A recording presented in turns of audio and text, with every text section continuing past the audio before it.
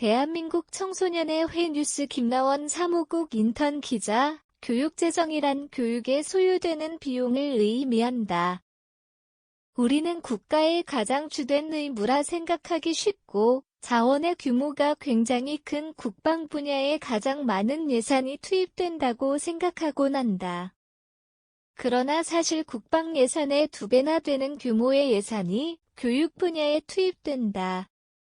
교육 분야는 단순히 의식주와 같은 기본 필수품이나 국가 경제 등을 넘어 대한민국의 미래를 결정하게 될 분야인 것이다. 실제로 2021 정부 예산안에 따르면 약 83조 원에 달하는 금액을 교육 분야에 사용하고 있다.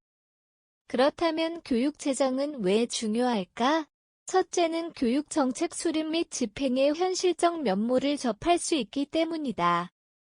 지금까지 한국 교육계는 입학제도, 수시, 정시 등을 비롯해 수많은 교육 문제에 대해 토론하고 해결책을 고안하려는 노력을 거쳐왔다. 그러나 사실 현실적 문제에 대해 깊게 고민한 경험은 비교적 적었다. 물론 정책 제안에 있어 지나치게 현실 제약에 부딪히는 것은 바람직하지 못하지만 그러한 해결책들이 어떤 방식으로 어떤 재원을 통해 어떤 기관과 담당자를 통해 실현될 것인지에 대한 고민은 분명히 이루어져야 할 필수적 과정일 것이다. 이러한 현실적 고민들이 교육재정이라는 소주제를 통해 깊이 다뤄지고 그에 관련된 지식들을 깊게 배울 수 있기에 분명한 의의를 가질 것이다.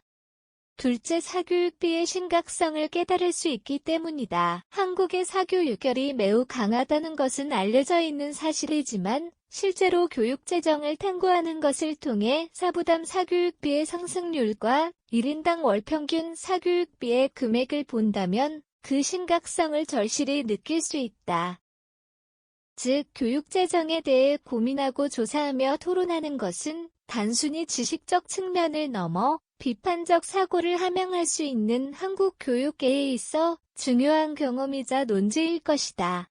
다음으로 교육재정에 관련해 주목하거나 검토해야 할 부분을 이야기해보고자 한다.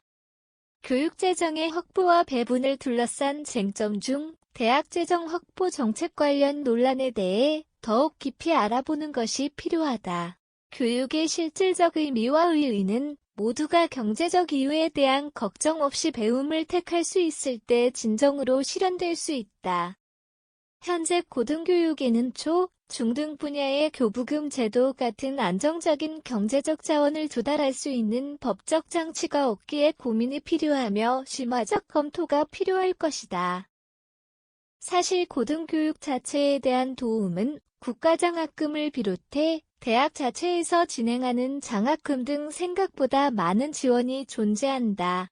그러나 모든 정책이 그러하듯 사각지대가 존재하기 마련이고 이러한 사연을 주변에서 꽤 접해왔다. 또한 단순히 고등교육을 넘어 학생들의 생활이나 교재비 등 학습을 이어나가는 데 필요한 여러 경제적 지원들에 대한 고민도 진행되어야 할 것이다.